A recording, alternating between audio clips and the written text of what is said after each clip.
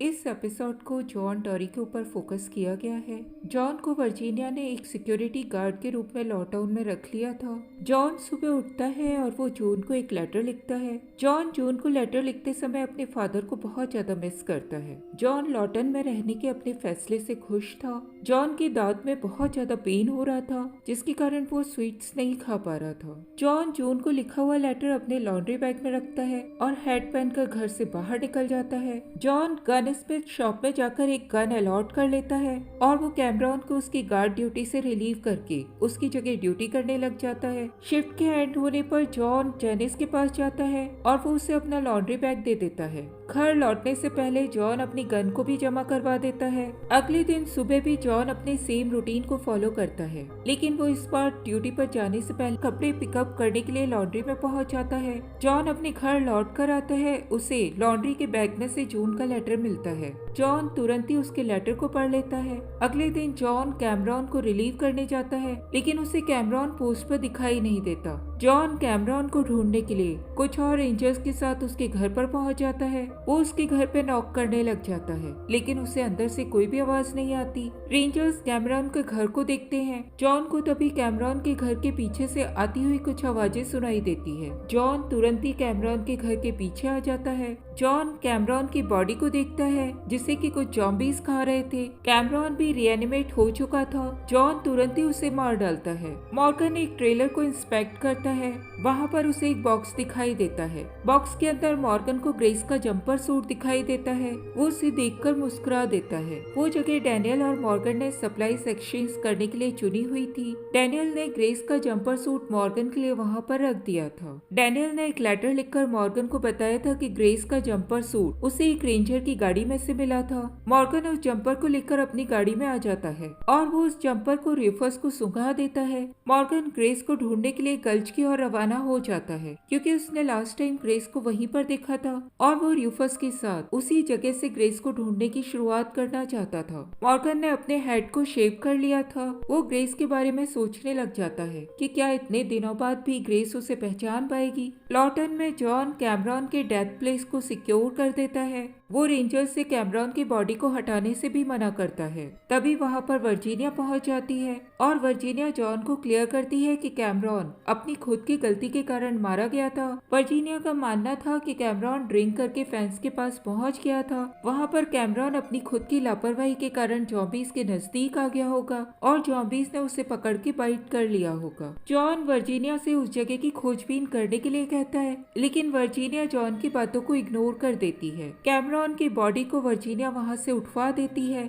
सभी लोगों के कैमरॉन के डेथ प्लेस से जाने के बाद जॉन उस जगह को इन्वेस्टिगेट करने लग जाता है। जॉन को वहाँ पर एक सिल्वर इयररिंग मिलता है। जॉन अपने घर की ओर लौट कर आने लग जाता है। रास्ते में स्ट्रैंड से उसकी मुलाकात होती है। दोनों दोस्त एक दूसरे को देखकर खुश हो जाते हैं और एक दूसरे को हक करते हैं। जॉन देखता है कि स्ट्रैंड ने गोल्डन की पा ली है। स्ट्रैंड जॉन को बताता है कि वो अब लॉटाउन में एक बहुत इंपॉर्टेंट पोस्ट पर है और वो वहाँ पर इंटर सेटलमेंटल काउंसिल मीटिंग के लिए आया हुआ था। जॉन स्ट्रैंड को कैमरॉन की डेथ के बारे में बता देता है। स्ट्रैंड जॉन को कहता है कि अगर कभी भी उसकी मदद की जरूरत पड़े तो वो उसके लिए हमेशा तैयार है। जॉन स्ट्रैंड की इस बात को नोट कर लेता है और आगे बढ़ जाता है। अगले दिन सुबह जॉन जेनिस के पास पहुंच जाता है। उसे जेनिस बहुत ज्यादा नर्वस दिखाई देती है। जॉन को ऐसा लगता था कि जेनिस और कैमरॉन आपस में बहुत ज्यादा क्लोज थे। वो जेनिस से कैमरॉन के बारे में पूछने लग जाता है, लेकिन जेनिस जॉन को क्लियर करती है कि वो सिर्फ कैमरॉन के क्लोथ्स को वॉश किया करती थी। जॉन जेनिस को सिल्वर इयररिंग दिखाता है।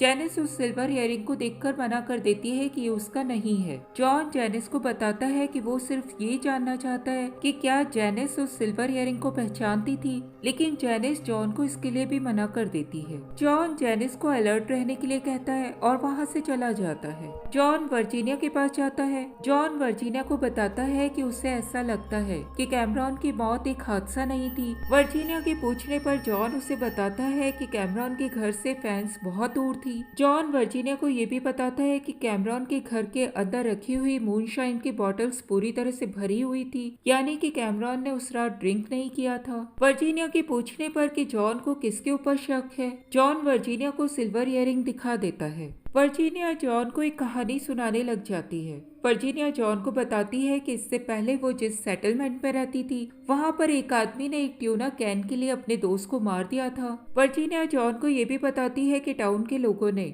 मर्डर को सजा देने के लिए उसे वॉल के बाहर एक पेड़ से बांध दिया था और उसके पास बहुत ही लाउड म्यूजिक चला दिया था। म्यूजिक से अट्रैक्ट होकर बहुत सारे ज़ॉम्बीज वहां पर आ पहुंचे थे और उन्होंने उस मर्डरर को बहुत बुरी तरह से खा लिया था। वर्जीनिया जॉन को कहती है कि वो लॉ टाउन में इस तरह के इंसिडेंट नहीं चाहती है और वो इसीलिए पूरे मामले को हल्के फुल्के में सेटल कर देना चाहती है। जॉन भी वर्जीनिया की इस बात से एग्री करता है, लेकिन वो उसे फर्दर इन्वेस्टिगेशन जारी रखने के लिए कहता है। वर्जीनिया जॉन को इसके लिए अलाउ कर देती है, लेकिन वो जॉन को कहती है कि वो अपने इन्वेस्टिगेशन के बारे में लॉ टाउन में किसी को भी ना बताए, क्योंकि वो अपनी कम्युनिटी के लोगों को परेशान नहीं कर सकती। जॉन का मानना था कि लोगों को सेफ रखना अलग बात होती है और उनको सेफ फील कराना बहुत ही अलग बात होती है। इसीलिए जॉन कैमरॉन के हत्यारे को पकड़ना चाहता था।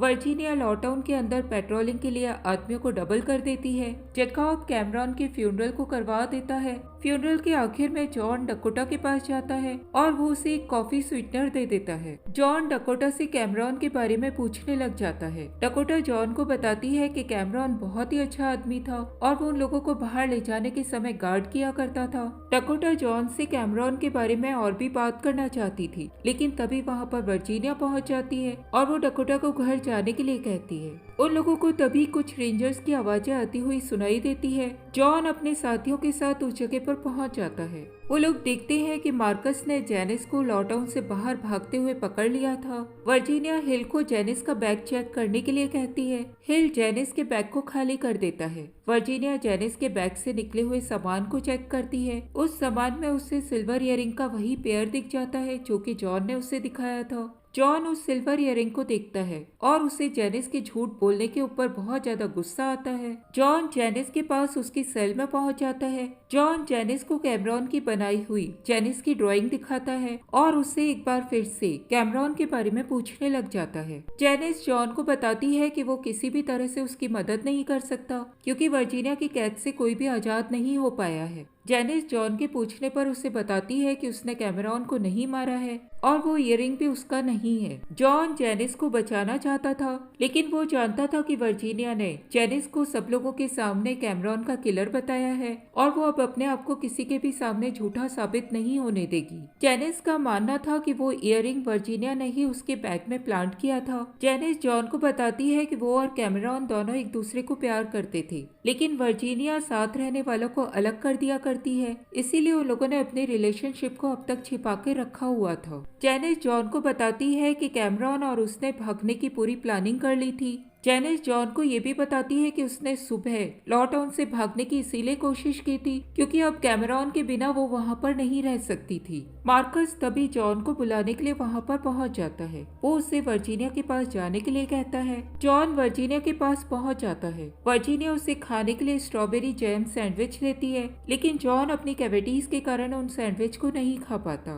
वर्जीनिया जॉन को अपना जॉब अच्छे ढंग से पूरा करने के लिए कॉन्ग्रेचुलेट करती है। वर्जीनिया जॉन को कहती है कि उसने उसकी एडवाइस को फॉलो करके अपनी पेट्रोलिंग के आदमियों को डबल कर दिया था, जिसके कारण जेनिस पकड़ी गई थी। जॉन वर्जीनिया को बताता है कि जेनिस ने उस इयररिंग को अपना मानने से मना कर दिया है। जॉन अपनी इन्वेस्टिगेशन को आगे चालू रखना चाहता था। वो वर्जीनिया को कहता है कि उसने कैमरॉन की बॉडी को भी इंस्पेक्ट नहीं किया है। वर्जीनिया एकाएक रियलाइज करती है कि जॉन जेनिस को बचाना चाहता था। वो जॉन को बताती है कि कैमरॉन ने उसके जून को लिखे हुए हर लेटर उसको लाकर दिए थे और उसने उसके हर लेटर को पढ़ा है। जॉन वर्जीनिया के मुंह से ये सुनकर चौंक जाता है। वर्जीनिया जॉन को कहती है कि उसके लेटर्स में कोई भी गलत बात नहीं थी, इसीलिए जॉन को डरने की जरूरत नहीं है। जॉन के ये पूछने पर कि वर्जीनिया अब जेनिस के साथ क्या करेगी, वर्जीनिया जॉन को बताती है कि लॉ टाउन के लोगों के सामने एक एग्जाम्पल सेट करना होगा और किलर को सजा देनी होगी। वर्जीनिया जॉन को घर जाकर रेस्ट करने के लिए कहती है और उसे ये भी कहती है कि अगर उसके फादर उसे इस तरह देखते तो वो उसके ऊपर प्राउड फील करते। जॉन वर्जीनिया के घर से बाहर निकल जाता है। तब उसकी मुलाकात डकोटा से होती है। डकोटा जॉन से पूछती है कि क्या वो पुलिस में रह चुका है और क्या उसने किसी को मारा है। जॉन के हाँ में जवाब देने के बाद डकोटा जॉन को कहती है कि वो वर्जीनिया की कोई भी बात न सुने, क्योंकि वर्जीनिया कैमरॉन के किलर को प्रोटेक्ट कर रही थी। तभी वर्जीनिया घर से बाहर निकल आती है। वो डकोटा और जॉन को बात करते हुए देख लेती है और तुरंत ही डकोटा को घर के अंदर जाने के लिए कहती है। जॉन अपने घर लौट कर आ जाता है, लेकिन वो रात को सो नहीं पाता। वो उठकर कैमरॉन के ग्रेवयार्ड तक पहुंच जाता है। वो कैमरॉन की ग्रेव को खोद देता है और कैमरॉन की बॉडी को चेक करने लग जाता है। जॉन को कैमरॉन की बॉडी को इंस्पेक्ट करते समय उसकी गर्दन के ऊपर एक चाकू से काटने का निशान दिख जाता है। तभी वहाँ पर 2 ज़ॉम्बीज आ जाते हैं। जॉन किसी तरह से उन ज़ॉम्बीज को मार डालता है। जॉन को कैमरॉन के हाथ से एक लकड़ी का टुकड़ा मिल जाता है। अगले दिन सुबह जॉन स्ट्रेन को लेकर कैमरॉन की ग्रेव के पास आ जाता है और उसे अपनी इन्वेस्टिगेशन के बारे में बताता है। ज़ॉम्बीज ने कैमरॉन की नेक को बहुत बुरी तरह से बाइट कर लिया था। स्ट्रेन जॉन को बताता है कि उसका एविडेंस पूरी तरह से मिट चुका है। जॉन स्ट्रेन को कैमरॉन के हाथ से मिला हुआ लकड़ी का टुकड़ा दिखाता है। जॉन का मानना था कि वो टुकड़ा किसी नाइफ के हैंडल का था। जॉन ये भी जानता था कि जेनिस बिना किसी अथॉरिटी के आर्मरी से वेपन नहीं ले सकती थी। जॉन स्ट्रेन की पोजीशन को देखता है और उसे आर्मरी तक ले जाने में हेल्प मांगता है। आर्मरी में वेपन्स को सर्च करते समय जॉन को एक नाइफ मिसिंग दिखाई देता है। जॉन उस नाइफ की डिटेल्स निकाल लेता है। नाइफ की डिटेल्स उसे मिले हुए पीस से मैच कर रही थी। जॉन उसे अलॉट करने वाले का नाम देखने के लिए लॉगबुक को चेक करता है, लेकिन उसे लॉगबुक का पेज फटा हुआ मिलता है। जॉन स्ट्रेन से इस बारे में बात करता है। स्ट्रेन जॉन को क्लियर करता है कि कोई अंदर का आदमी इन सब कामों में मिला हुआ है और वो नहीं चाहता कि किलर के रूप में उसे पहचाना जाए। जॉन स्ट्रेन को क्लियर करता है कि वो नाइफ को ढूंढ के रहेगा, क्योंकि जेनिस को बचाने का उसके पास वही एक रास्ता है। स्ट्रेन जॉन को वार्न करता है और उसे अपनी इन्वेस्टिगेशन वहीं पर रोकने के लिए कहता है। जॉन जेनिस से मिलने के लिए सेल के अंदर पहुंच जाता है। वो जेनिस को अभी तक की अपनी इन्वेस्टिगेशन के बारे में बताता है। जेनिस जॉन को इन्वेस्टिगेशन खत्म करने के लिए कहती है। तभी वहाँ पर वर्जीनिया स्ट्रेन और हिल के साथ पहुंच जाती है। वर्जीनिया जॉन को वहाँ देखकर आश्चर्य करती है। स्ट्रेन बात को संभाल लेता है और वो वर्जीनिया को बताता है कि उसने गवाह के तौर पर जॉन को वहाँ पर बुलाया था। जेनिस उन लोगों के सामने अपना कन्फेशन दे देती है कि उसी ने कैमरॉन को मारा था और अपने आप को बचाने के लिए उसने कैमरॉन की बॉडी को फेंस के पास फेंक दिया था और वहाँ पर उसे ज़ॉम्बीज ने बाइट कर लिया था। वर्जीनिया जेनिस के कन्फेशन से सेटिस्फाइड हो जाती है। वर्जीनिया के वहाँ से जाने के बाद जॉन जेनिस से इस बारे में बात करता है। जेनिस जॉन से कहती है कि टॉम और कैमरॉन के जाने के बाद अब उसके लिए जीने का कोई भी मकसद नहीं बचा है। वो जॉन को इन्वेस्टिगेशन से दूर रहने के लिए एक बार फिर से कहती है। जेनिस जॉन को कहती है कि उसने और कैमरॉन ने कैमरॉन के घर के फ्लोर के नीचे फ्यूल केन्स छुपा कर रखे हुए थे। जेनिस जॉन को एक डर्ट बाइट की लोकेशन दे देती है और उसे उस फ्यूल को यूज करके जून के साथ वहाँ से भागने के लिए कहती है। जेनिस जॉन को कहती है कि लॉटन बहुत ज्यादा बर्बाद हो चुका है और जो भी उसके अंदर रहेगा वो बच नहीं पाएगा। जॉन अपने घर लौट कर आ जाता है और वो मूनशाइन पीते हुए बाहर निकलने वाले मैप को देखने लग जाता है। तभी जैकब जॉन को अकेला पाकर उससे मिलने के लिए आ जाता है। जैकब जॉन को बताता है कि सुबह होते ही जेनिस को सजा दे दी जाएगी। जैकब जॉन के कैबिन में रखे हुए फ्यूल केन्स को देखता है और उससे पूछता है कि क्या वो भागने की प्लानिंग कर रहा है। जैकब जॉन को वार्न करता है कि वर्जीनिया उन लोगों को ढूंढकर मार डालेगी या फिर वर्जीनिया जून को मार डालेगी। जॉन जैकब को बताता है कि वर्जीनिया को अपने टाउन में डॉक्टर्स की बहुत ज्यादा जरूरत है और वो जानता है कि वो जून को बिल्कुल भी नुकसान नहीं पहुंचाएगी, इसीलिए वो जेनिस को वहां से ले जाकर भागने की प्लानिंग कर रहा था। जॉन जैकब को अपने फादर के एक केस के बारे में बताता है। वो उसे बताता है कि उसके फादर के टाइम एक सीरियल किलर हुआ करता था जो कि हॉस्टन एरिया के चारों ओर औरतों को मारकर फेंक दिया करता था। पुलिस ने उस किलर को ढूंढ लिया था, लेकिन उन लोगों के पास उसको अरेस्ट करने के लिए कोई भी एविडेंस नहीं थे। जॉन जैकब को बताता है कि उसके फादर ने उस किलर को पकड़ने के लिए एक विक्टिम के पर्स को किलर के पास प्लांट कर दिया था, जिसके कारण वो किलर पकड़ा गया था। जॉन जैकब को बताता है कि इस इवेंट के बाद उसके फादर के कलीग्स उससे अच्छे से बात नहीं करते थे। जॉन के फादर का अपनी वाइफ से डिवोर्स हो गया था और वो दूसरी जगह जाकर रहने लगे थे। जॉन बताता है कि उसके फादर बहुत ज्यादा पीने भी लगे थे। जॉन जैकब को बताता है कि उसके फादर ने एक सही काम किया था, लेकिन उसकी सजा उन्हें बहुत बड़ी चुकानी पड़ी थी। जॉन की बातों को सुनकर जैकब उसे बताता है कि उसके फादर ने लाइफ को चुना था, पर उस लाइफ को चुनने के लिए उन्होंने अपनी कीमत दी थी। जॉन जैकब की इस बात से एग्री करता है और उसे बताता है कि अब उसके सामने भी सेम सिचुएशन आ गई है और उसे भी लाइफ को चुनने के लिए अपने आप को सेक्रीफाइस करना होगा। जैकब जॉन से दूसरा रास्ता ढूंढने के लिए कहता है, लेकिन जॉन इसके लिए मना मना कर देता है। जॉन जैकब को जून के लिए लिखा हुआ एक लेटर दे देता है और उसे आखिरी गुड बाय कहता है। जाते जाते जैकब जॉन से कहता है कि उसकी जून से जल्दी ही मुलाकात होगी। जॉन इसके बाद तुरंत ही जेनिस के सेल में पहुंच जाता है। उसे वो सेल खाली दिखाई देता है। जॉन तुरंत ही लॉटन के गेट के पास आ जाता है। उसे कहीं से म्यूजिक बजता हुआ सुनाई देता है। वो म्यूजिक के डायरेक्शन में चला जाता है।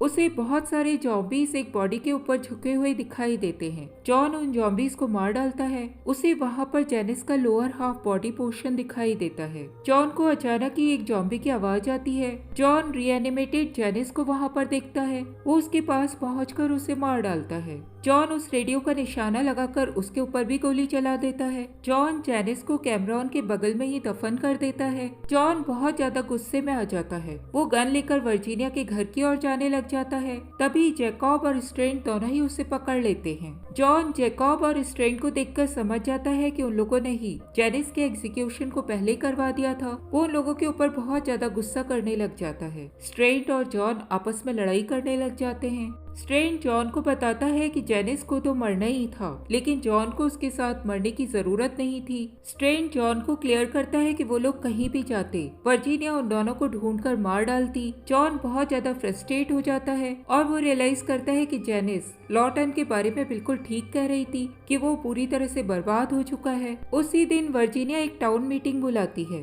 और वो सभी लोगों के सामने जॉन के इन्वेस्टिगेशन के लिए उसकी तारीफ करती है। वर्जीनिया जॉन को एक गोल्डन की दे देती है। सभी लोग जॉन के लिए ताली बजाते हैं, लेकिन डकोटा दूर खड़ी हुई जॉन को घूरती है। वर्जीनिया जॉन को बताती है कि चाबी के पाने के साथ ही उसे और भी बहुत सारी अपॉर्चुनिटीज मिल चुकी है। जॉन अपने घर आकर सोने की कोशिश करता है, लेकिन वो सो नहीं पाता। तभी उसे दरवाजे पे आती हुई नॉक की आवाज सुनाई देती है। जॉन तुरंत ही उठकर दरवाजा खोल देता है। दरवाजे पे उसे जून दिखाई देती है। जून जॉन को बताती है कि वर्जीनिया ने उसे लॉटन में ट्रांसफर कर दिया है। जॉन के रिस्पॉन्स न देने पर जून को थोड़ा ऑकवर्ड लगता है, लेकिन फिर वो अंदर चली जाती है। जॉन मिरर में अपनी कैविटीज को देखता है और उसके बाद वो एक प्लास निकाल के अपने दांतों को रिमूव कर देता है। मॉर्गन रूफस के साथ अपनी गाड़ी में बैठ के गल्फ की ओर जा रहा था। तभी एक गाड़ी उसकी गाड़ी को जोरों से टक्कर मार देती है। मॉर्गन तुरंत ही अपनी गाड़ी से नीचे उतर जाता है और वो दूसरी गाड़ी के पास पहुंच जाता है।